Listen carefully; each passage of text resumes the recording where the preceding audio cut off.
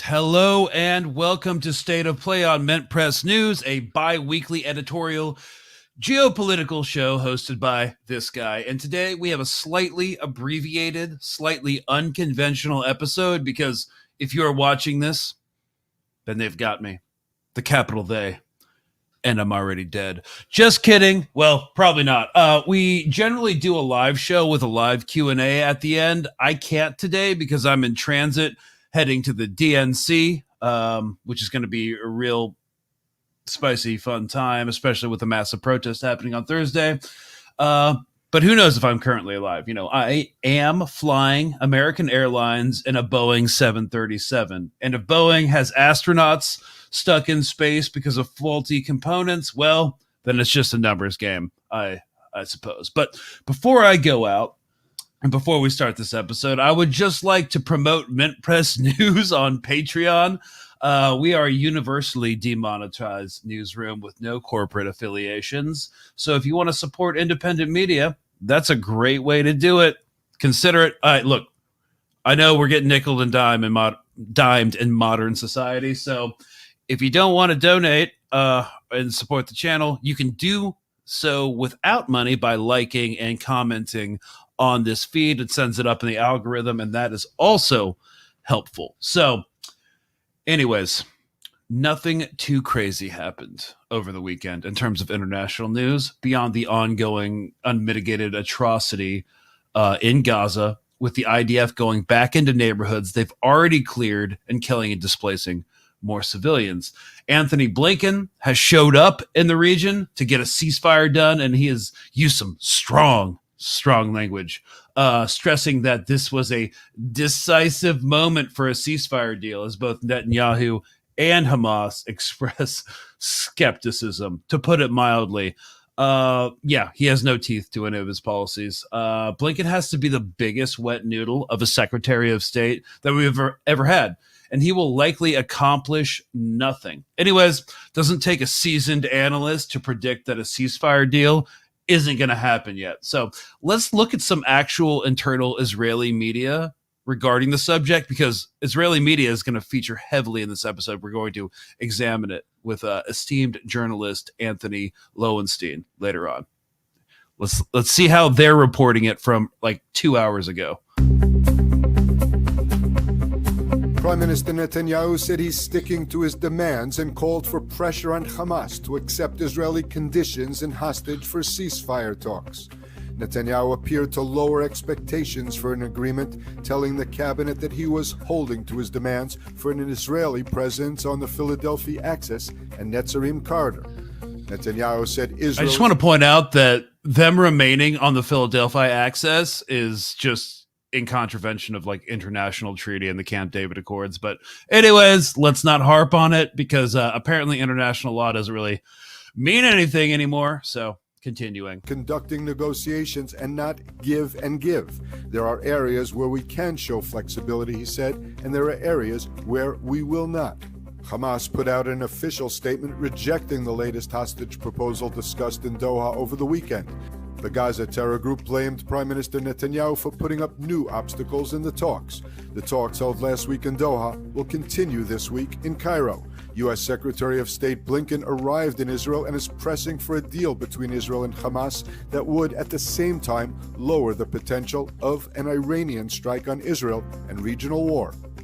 What is he saying? Like, what do you think he says? Like, he looks like a child lost in the mall, searching for his mother, but also still looking at like fun like games at the game store. I don't know. This is an editorial show. Okay, we're not.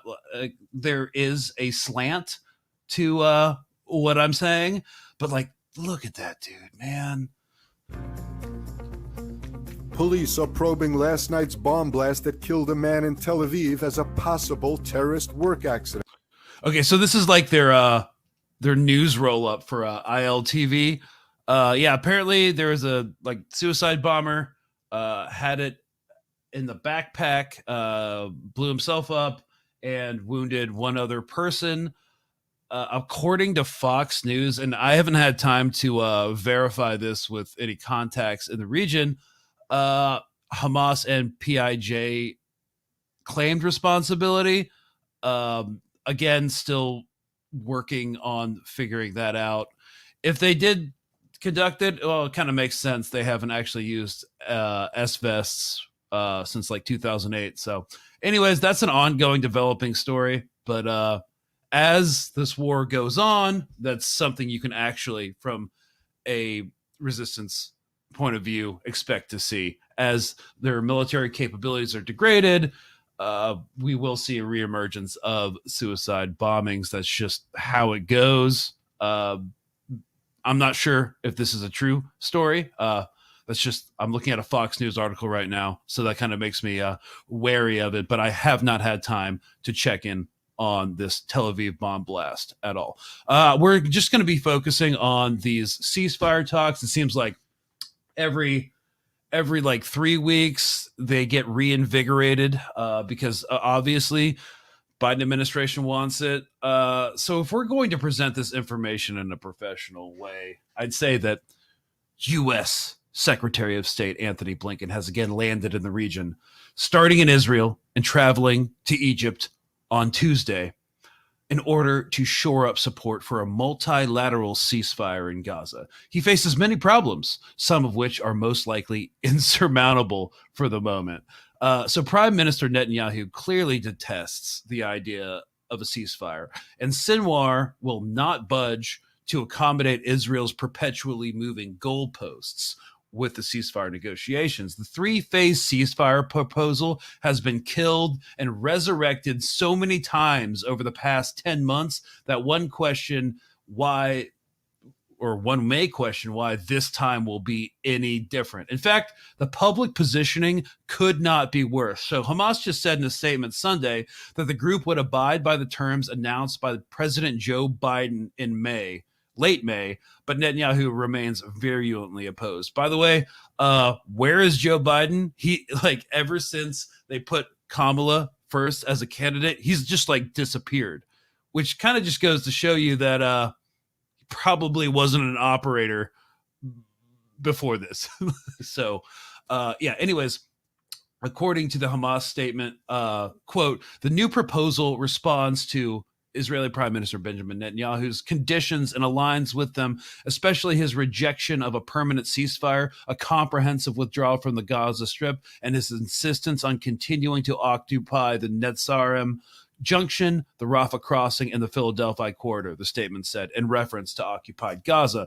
He also set new conditions in the prisoner exchange file and backed down from other items, which prevents the completion of the exchange deal. Again, that's Hamas's statement that came out yesterday. And of course, Sinwar is in no rush. He seems determined not to let the civilian catastrophe of Gaza pressure the negotiations. And this suits Netanyahu's aims as well. This stalemate was anticipated from the moment Ismail Haniyeh, the more compromise-oriented political chief of Hamas, was assassinated in Tehran in early August. Yet the U.S. remains in an impossible political position. Both the Department of Defense and the Department of State desire a de-escalation in the Middle East for myriad reasons. Halting an unpopular war during an election season, the U.S. military's lack of preparedness to fight a contingency operation thousands of miles away from our shores against Iran while protecting our assets, our bases, our oil interests in the Middle East from Iranian reprisals, because, of course, Iran could light them all up with their massive rocket arsenal. The continued degradation of American soft power, and the list goes on why the U.S. State Department wants this to end. However, the Biden administration is singularly unwilling to pressure the Israeli government in any way. Therefore, there's little reason for this cautious optimism about a ceasefire that seems to be warranted by the mainstream media. I think they're completely out of touch, and we're not going to see a ceasefire. So there is perhaps one sign of hope, however small, that lies in the Israeli people. A fresh rash of anti-government pro-ceasefire protests erupted in Israel this weekend, demanding de-escalation and an exchange of hostages. But will they accomplish anything? Many analysts have forecasted civil strife within the country that has yet to materially manifest almost 10 months into the war. Is it the tipping point? Well, it's kind of hard to tell. There's like a media curtain in between like what's actually going on in Israel and what we have access to in the West. So today we're going to bring on Antony Lowenstein, the journalist who wrote The Palestine Laboratory, and he's done so much work on the Palestine situation. And before I start coughing incoherently, we're going to spend this episode talking about what's actually going on with the Israeli population, what's happening with the Israeli media. Is anything going to change? It's kind of a bleak outlook, but it's important to talk about. And I think it's more important to talk about from a journalistic perspective than these like ongoing ceasefire negotiations, because they're obviously not going to happen at this iteration. I would be incredibly shocked if they did. So we're just going to hop right in and play the interview. So cheers, y'all. So tonight on State of Play, we are joined by Australian-German independent freelance investigative journalist, best-selling author and filmmaker Antony Lowenstein. He's worked in dozens of different countries around the world and was based in South Sudan in 2015 and East Jerusalem between 2016 and 2020. He's written for the New York Times, The Guardian, Washington Post. In 2024, he is the co-editor of After Zionism, a collection of the world's leading writers and thinkers on the Israel-Palestine conflict, a book that outlines how the one-state solution can be achieved in the Middle East. Thank you so much for coming on. Thanks for having me, Greg. Good to see you again. Yeah, great to see you again. I just have to say this Australia-United States time difference is really fun. Looks like a beautiful day out here. It's like midnight in here. So yeah, well, here it's winter and during the day. So yeah, people might find it weird that we're on the opposite sides of the world with different weather, but here we are. Yeah, but it's summer there. Or summer here, summer winter there. Summer where you are, it's winter here. Yeah, and everything's upside down. So exactly.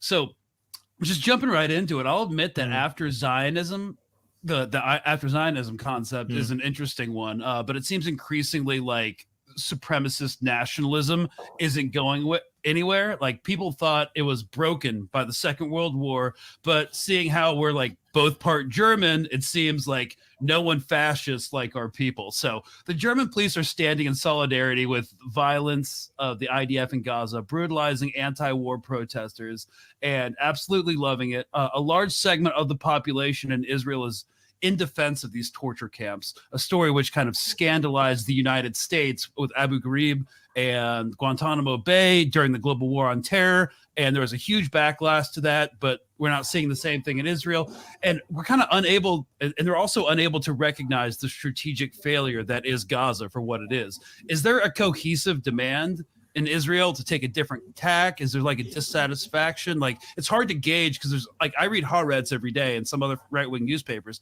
but it's still hard to gauge what the internal situation is going on. Yeah, look, the whole thinking behind writing After Zionism or producing it was not to suggest that there is a massive constituency for it today. There is not. I mean, poll after poll after poll, this is long before October 7, but certainly since, the majority of Israeli Jews, I'm putting aside Palestinians for a minute, are pretty right-wing, becoming more right-wing, and in fact, younger Israeli Jews are becoming even more right-wing. And in terms of what you just said, you know, there was that poll recently suggested that the majority of Israeli Jews polled suggested that soldiers who had raped a Palestinian detainee should not be prosecuted. So, and there are pro-rape protests. I mean, I cannot think of any example I'm sure when in history there probably would have been, but in the modern era of protests of sizable numbers of people demanding the right to rape, to ransacking a prison, which happened a few weeks ago, to demand the right to rape Palestinians. It's a deeply toxic environment there. So is there a constituency for after Zionism? No, there's not tomorrow. However, the reason I suppose we're involved in this book was firstly to articulate what a division differently could be. I don't think there's an inevitability that Jewish supremacy is the only outcome. I don't think it's inevitable that Israel becomes a full-blown theocracy. I don't think it's inevitable. I think it's becoming more likely, but nothing is inevitable. And the people in the book are talking about, these are Palestinians and Jews. It was edited by myself, and I'm Jewish, and Ahmed Moore, who's a Palestinian from Gaza, but living now in your country, the US, and articulating how a more equal society would look like. We say in the introduction, we are not underestimating the profound challenges we are in this moment. This is not a sort of utopian, absurd request or desire for a better, let's all group hug and have a better world. Not that at all. But it explains what would be required to almost decolonize Israel, which frankly was not that dissimilar to certain books being written in the 80s about South Africa, which seemed impossible to change. People were writing books in the 80s, the 70s, imagining what a South Africa would look like at the end of apartheid. It felt impossible. And again, I would say the challenges to end the current Jewish supremacy regime in Israel are even greater than they were in South Africa decades ago. But the book tries to articulate what decolonization looks like, how you divide the land equally, how you imagine a Israeli-Palestinian society, whatever the country would be called, what it would look like, not in a utopian sense, but in a practical sense, while at the same time finally acknowledging that, yes, Israel appears to be, and again, this was the case before October 7, but certainly since, in a very, very disturbing far-right Jewish supremacist agenda. And without outside pressure to both end that and to realize a more equal democracy, this situation will not change. Change is not going to come from within. There are obviously Israeli Jews who oppose what's happening and obviously Palestinians, but not nearly enough. It has to come from the outside eventually. Pressure, boycotts, etc. Right. And I definitely want to get to what that could look like in the future. The U.S. government seems still completely unwilling to apply any meaningful pressure at the moment. True. But holding that for a second, just as a practical, simple question, since you lived in Jerusalem for 4 years, from 2016 to 2020, do you feel like it's gotten worse, this ideology? It's become more violent. It's become more desperate. I do. Okay. I was living there with my partner in Sheikh Jarrah, which is an area of East Jerusalem, which has growing numbers of fanatical Jewish settlers who I saw every day. They didn't particularly impact me, but I saw it, and I saw the impact on Palestinians. I saw Israeli police literally daily brutalizing Palestinian kids. So it was obviously far from utopian before October 7. But there's no doubt what's happened in the last year and years is a huge acceleration, partly because the makeup of the Israeli government has changed. Again, it was hardly progressive 3 years ago, but it's become much more right-wing, hard right, much more openly racist. And because there's been no international real pressure, Israel enjoys complete impunity. They can pretty much do what they want. And I think that is reflected. And Netanyahu often talks about at times in the last year that he may not at the time be popular, but his policies are. And he's right on that. In fact, I just saw last week, by the way, that the latest polls put Netanyahu again as the most popular Israeli politician. So this idea, ironically, as more international pressure gets put on Israel, his popularity within Israel increases. So this issue has never just been about one man, of course. It's what he represents. It's his policies, both in Israel itself and the occupation, including in Gaza, that there is a real strong constituency for openly racist policies. That's what the occupation is, home demolitions and the policies in Gaza. So, yes, I think Israel's become much more right-wing. But finally, what I would say is that the birth rate of more hardline Jews is much higher than so-called liberal Jews in Israel. Mm-hmm. And what that means practically is that increasingly so-called liberal Jews in Israel who are very opposed to what's happening, which they do exist, but they're a small minority, they feel more and more isolated. They feel like they have to leave. Since October 7, I've spoken to a number of Israeli Jewish friends of mine, mostly journalists, who are really solid politically who are saying, I mean, let's be honest, they have the luxury potentially to leave because they might have a second passport, American, German, something else. Many Palestinians don't have that luxury. But they're saying, for the first time, we feel like we're seeing the writing on the wall. They're not about to leave tomorrow. But this idea that Israeli society is coarsening so greatly and so fast that it's hard to see at the moment, at least, what that way out is. Again, without, and I say one caveat to that, the US this year, along with the EU and others, in a very, very, very small way, sanctioned about half a dozen fanatical Jewish settlers in the West Bank, which I welcome. However, what they ignored, of course, is the bigger issue, which is this is backed by the state. If the US, under a Harris presidency, and don't get me excited about that possibility, just to be clear, because it won't happen under Trump. If a Harris presidency or the EU starts to majorly sanction senior Israeli government ministers and others around the occupation, then we're starting to talk. But what does that practically mean? It means that there is a political price to be paid for indefinite occupation. And at the moment, that is not happening. There's pressure on the US and the EU and the UK to do that. They have so far resisted. But that is what practical action, at least in the beginning, would look like.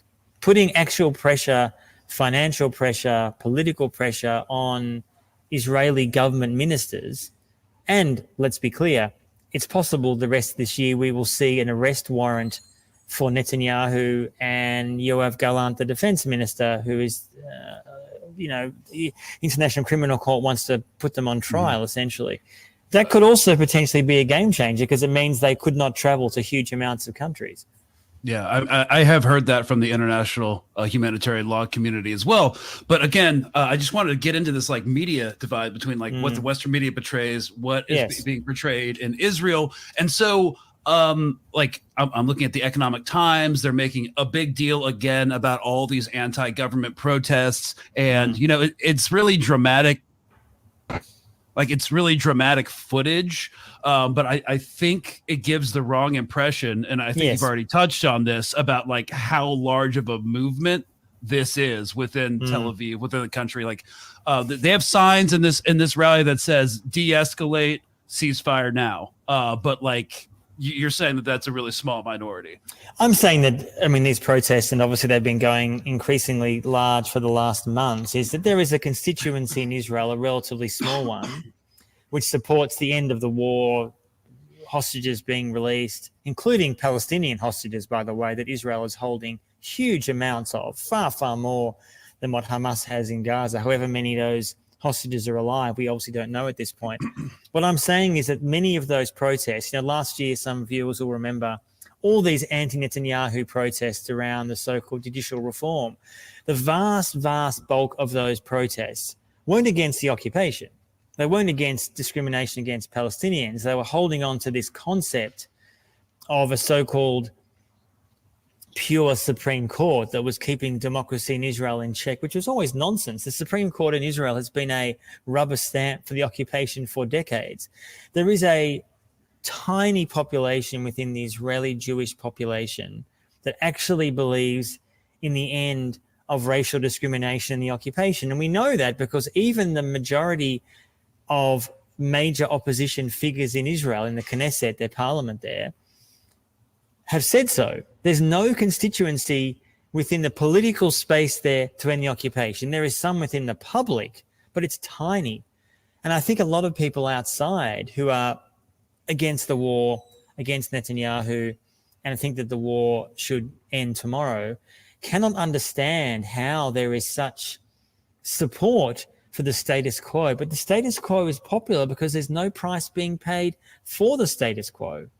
Why would you end an occupation if it doesn't really affect you personally? Putting aside the moral and ethical questions around that, but in terms of your financial situation, it doesn't. You can still travel to, your Greek island for a holiday every year. If you're a settler, if you're an Israeli citizen, you're not impacted at all by any of these activities. And I worry that there is and the Western media, by the way, has played hugely into this narrative about saying there's this large constituency in Israel against the occupation. That is nonsense. Poll after poll after poll shows the opposite of that.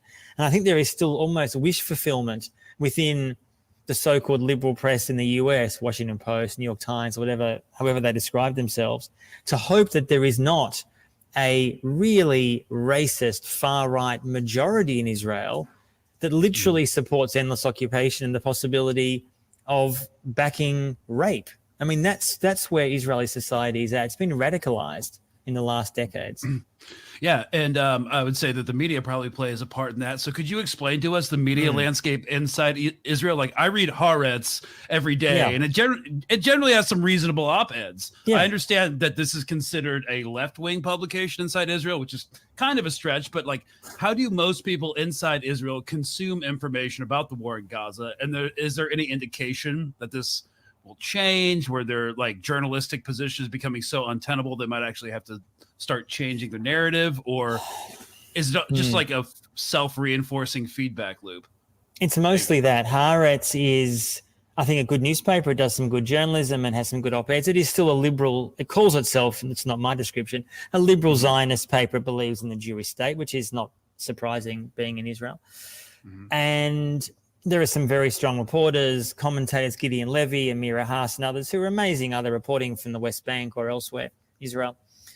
The paper also has some stuff I don't agree with, like you, which is a bit more either pro-war or like any newspaper, I guess. But Haaretz is a very unique island within a very dark Israeli media environment, principally right-wing and far-right. And a lot of viewers will have seen in the last 10 months that it's been good how websites like Middle East Eye in the UK have regularly reposting a lot of Israeli TV commentary to give outsiders a real sense of what is being discussed.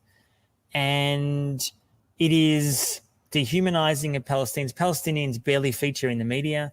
You rarely hear Palestinians being heard. So the majority of Israelis, like a lot of countries now, consuming media on the right and the far right, either traditional media, TV, increasingly very, very popular far-right Telegram channels, which have sprung up before October 7, but certainly since.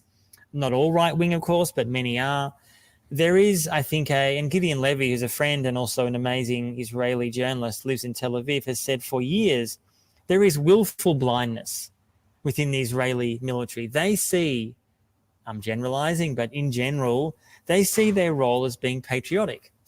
And in some ways, it's like a permanent post 9/11 media environment. In other words, on October, in September 2001, after 9/11, there was this patriotic fervor in the US. And by the way, just in terms of the question of rape, I am pretty confident, had there been a poll in October, November, December 2001 in America, do you as Americans support raping Al-Qaeda suspects? I fear that a lot of people would have said absolutely. Of course we would. Well, I think one of an infantry division in the United States Army actually lost its its valor colors that it's had since World War II, because a couple soldiers did that, and they said their reason, and they're still in Fort Leavenworth right now, the military prison. They said that, quote, we didn't see them as human. So I'm sure that was definitely way more widespread. Absolutely. And so the Israeli media in general, and people often read outside Israel Haaretz and think, well, there's a real diversity of opinion. It's a cliche within the journalistic community in the West to say there's such robust debate in the Israeli media. It's nonsense. It doesn't exist. Obviously, there are differences of opinion, but it's between the right and the far right. And there is overwhelming support for the war in Gaza. There's overwhelming support for dehumanizing Palestinians, for demolishing homes. I mean, Palestinians barely exist in the media. You don't see them. You don't hear them. And that's deliberate. And if you don't see or hear them unless you search out for them in alternative outlets, in Arab-led media, in Haaretz sometimes, your view is essentially incredibly narrow, tunnel vision. And you do believe that you are, as an Israeli Jew, deserving of all the land. You do not need to give Palestinians any kind of territory or, frankly, end the war in Gaza. So the media environment in Israel is incredibly bleak. And just finally, it's worth saying that there is no other Western country which Israel requires any so-called national security story to run past a military censor. Mm-hmm. And there are huge amounts of stories that Israeli press cannot get up, even the good journalists, because of these crazy old school laws. And weirdly enough, often those stories come out in international press. And then the Israeli press can say, as the New York Times reported or as the Guardian reported, in other words, they haven't been the one who reported it first. This is impacting massive amounts of stories. And the idea that that regime can still exist, the military censorship regime, is just nuts in the 21st century, in a so-called democracy. Right. And so they definitely want to hide the face of the war because it doesn't look good. So is there a gag order on casualty figures? Because you said earlier, like, they're not going to start caring until they see it's hurting them. So based off just a all source military analysis, they have to be hiding their casualty figures. Yeah. I mean, obviously I've heard, well, there's two answers to that. There is an official, sort of quasi-official number that the Israeli military over the last 10 or so months has released. How many people are dying? I see in the Israeli press every day, there's usually a story about this person or that person who's died in Gaza. But the real figure, I understand, is way bigger. I don't want to say what I think that number is because I honestly don't know. But I think it's almost certain no one knows. The rate of injuries and casualties has been off the chart in Gaza for talking about Israeli soldiers. And you said a minute ago that they being Israel, wouldn't want people to see what's happening in Gaza. I actually disagree with that. Let me explain why. Okay. All these stories about, as anyone watching this will know, of all these TikTok videos of Israeli soldiers dehumanizing Palestinians, torturing them, that's not received with shame within mainstream Israeli society. I'm not saying there aren't some Israelis who find that outrageous. There are. But in general, there's no shame. This is mainstream Israel. This is it. Mm-hmm. This idea of if you go into Gaza, it's your right to to blow off some steam and just shoot indiscriminately into a Gaza neighborhood or blow up things or torture people. This is not fringe. In other words, that mainstreaming of that, it's becoming a PR problem for Israel when it gets international coverage and press. But within Israel itself, with some notable exceptions, I mean, you may have seen the last few weeks that one of the people who allegedly raped this Palestinian detainee goes on Israeli TV with like a balaclava on, defends himself, says we're doing the right thing. Fast forward a few days, he does his own video, I think it was TikTok or Instagram, takes the mask off and says, this is me. I'm not ashamed of what I'm doing. I'm proud of what I'm doing. I'm trying to raise money for what I'm doing. Defend me. I'm defending you, he says to Israelis. Now, I cannot imagine an equivalent situation, tell me if I'm wrong, in the US. Again, not to defend US military actions in the last 60 years, right? Of course, from Vietnam onwards. But it's sort of unimaginable that you'd have someone who openly says, yeah, I raped an Iraqi woman or I raped an Afghan man in Kabul in 2002 and support me. Now, you would have some people who would, but there surely would be outrage around that. In Israel, there's no outrage. In fact, people are supporting that guy and that kind of position. And the media is part of that because they're pushing that agenda on the public. From a very basic level, not to apologize for U.S. military action or institution, you would be prosecuted and you would go to jail, which there doesn't seem to be any systemic enforcement of the rules of war or law. But none. So, but it does seem like there are some civic tensions. So I was thinking, as long as Israel receives money, material, and political cover from the United States, they will continue to act with impunity. Obviously, we've seen that playing out for the past 10 months because we have a historical precedence where past presidents have picked up the phone and they've moderated their behavior. That's not happening anymore. So there's been some speculation that civil infighting between the liberal Tel-Avivians, which you mentioned, and the more ultra-right Judean settlers could halt the machine and flare up and internecine strife. It seems less likely than it did a few months ago because we were seeing settler violence against cops. That's not something we're seeing anymore. What's the internal situation? I think there is, and again, predicting things is always a fool's game, right? But I think that there is still when I say still in the coming years, there is a growing gulf between so-called liberal Israelis, define that how we want, and much more hardliners. I'm talking either about ultra-Orthodox Jews or settlers. That divide is a gulf. And the vision, so to speak, of how they view their country is arguably, there's no middle ground. I mean, the much more hardliners, their vision is the Taliban, obviously Jewish, not Muslim, of course. Yeah. And liberal Israelis, again, apart from the ones on the left who oppose the occupation, is kind of the status quo, living a nice life in Tel Aviv, going to cafes, bars, enjoying the beach, etc. Now, that vision is completely incompatible with those on the settler right who are massively growing in population, and ultra-Orthodox who mostly do not fight in the military. There is an attempt to try to push them into the army, which is not really working, and who knows where that plays out. But I think there is I don't want to say it's a high percentage. There is a decent risk of serious conflict between those sides. That's even putting aside Palestinians. It doesn't even, in some ways, doesn't even directly involve Palestinians. It's literally Jew on Jew. The vision is so divergent between those two groups. And the fact is that liberal Jews are being outnumbered and don't have that much power anymore. I mean, the Israeli right has won this argument, at least for now. In the last 50 years, since 1967, when the occupation began, they were fringe. The settler movement was seen as kind of crazy by many Israelis. Fast forward 50 plus years, who's won that argument? It's pretty obvious. The settler movement. Now, I'm not saying it's irreversible, but I do think that it's a possible of that kind of civil strife, because I don't see how those two sides reconcile at all. I'm not saying it's going to be a violent civil war, but it's not an impossibility at all. And in fact, I would say those gulfs are getting bigger, not smaller. Yeah.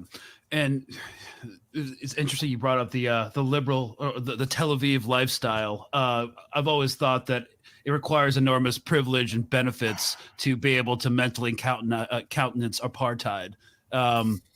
Absolutely. Yeah. I mean, I saw there was a shot on the weekend of, I think, a Tel Aviv beach, and all these people are playing kind of racquetball, I guess Israeli Jews. And there was someone who said, there was a picture superimposed saying, it's like the Zone of Interest, the film about the Auschwitz death camp in Nazi Europe, and essentially saying, I mean, people maybe don't realize this, but geographically, Tel Aviv, and I was living in Jerusalem for years, but Tel Aviv, all these places are a short car ride to Gaza. It's literally down the road, not 5 minutes, but hour and a half. Like, we're not talking about, you're sitting in New York and thinking about the war in Ukraine, which is on the other side of the world, or here in Australia. I mean, it feels like a million miles away. We're talking about literally down the road. And this disconnect, I mean, I remember sometimes sitting, and I've been to Tel Aviv, you see kind of helicopters flying overhead or whatever, and people saying to me, those planes probably are flying or monitoring over Gaza. Like, they're literally going sort of down the road to monitor Gaza when I was living there. I mean, the close proximity of all this is kind of surreal. And I do think a lot of Israeli Jews feel, and the polls bear this out, almost a sense of resentment that so much of the world, in their view, is picking on us. How dare you pick on us? I mean, that sense of victimhood is so pronounced both in Israeli society and I would argue the Jewish diaspora, that I think there is this resentment, and I know resentment, sort of saying, well, why didn't the Americans get equally criticized for the wars in Iraq or Afghanistan? I would say, well, they probably did, but why wasn't America as isolated? I mean, this is what the argument is. Mm-hmm. And I think there is still a disconnect between a lot of Israelis don't want to realize that much of the world is seeing images of what's happening in Gaza 24/7 that we were not, frankly, seeing in Iraq and Afghanistan. And obviously a lot of people in the world were opposed to those wars. Of course they were, in the US and globally. But the 24/7 nature, right, of seeing all this footage, and whether it's Instagram, TikTok, whatever your drug of poison is, you see what is going on. I mean, the pictures don't lie. They speak volumes. I think a lot of Israelis, even those who are maybe slightly critical, somehow resent the fact that the world doesn't understand them. And victimhood is a very, very powerful ideology. It fuels resentment and anger. And of course, that victimhood is funded, as you rightly say, by you, the American taxpayer. every year. So why wouldn't you feel like a victim if you are constantly being funded and armed 24/7 for the last, 80 odd years? When I was trying to justify my own presence in Afghanistan during the global war on terror, I was also very angry. I think it came from the cognitive dissonance of being like, we're fighting terrorism, but like, are we? Of course, I didn't have that developed sense of like the world at 23, but like, I definitely do get that. Do you see that ever being resolved, like in after Zionism as we end? Like, do you ever see that dissonance? Is that possible? I think the only way I think the only way in the end this conflict will probably end, and it obviously feels very, very far away, is massive outside pressure. I do not see any other way in the end. The idea of a domestic pressure, I mean, obviously Palestinians had this view, but enough Israeli Jews. It's like there were never enough white South Africans to oppose apartheid. There were some, and brave them for speaking up and often paying a very high price for doing so. But without international pressure, that regime in South Africa would never have ended. And I do think in Israel, there is a real opportunity now after the last 10 months, if you can call it that, of potentially harnessing that huge international pressure which exists and awareness into something more tangible, whether that is boycotts or sanctions or arms embargoes. And it's not just, by the way, what the world is sending to Israel, but what Israel is sending to the world. I mean, let's just finish on this point. In 2023, they just released a few months ago the latest figures of the Israeli arms industry. The industry is doing very, very well, believe me. $13.1 billion, the highest on record. I don't know what it's going to be for 2024, but it's doing very well. Until there is a way to break that, challenge that, not just, as I said, not just from weapons being sent to Israel, but what Israel is sending out, I would argue this situation will not change, and we're tinkering around the edges. Yeah. So that's an interesting point. We don't talk enough about embargoing weapons from Israel and spyware to the United States. Absolutely. And elsewhere. Absolutely. Yeah.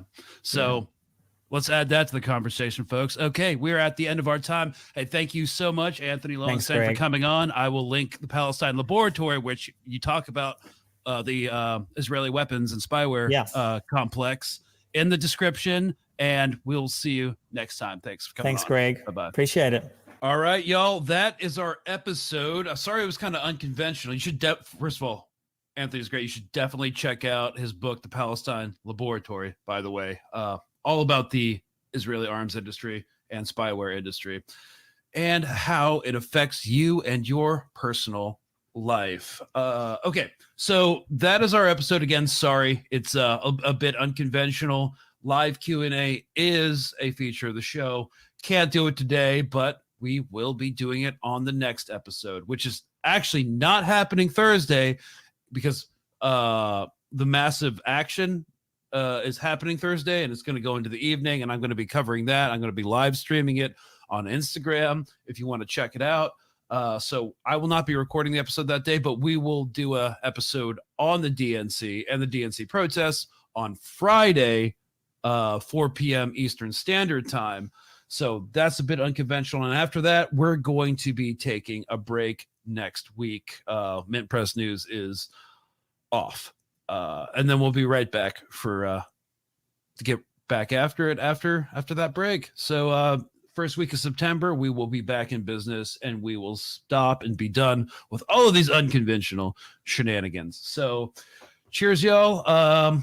Be looking at the DNC ceasefire now. This is absolute insanity, but it's probably not going to happen. It's 2024.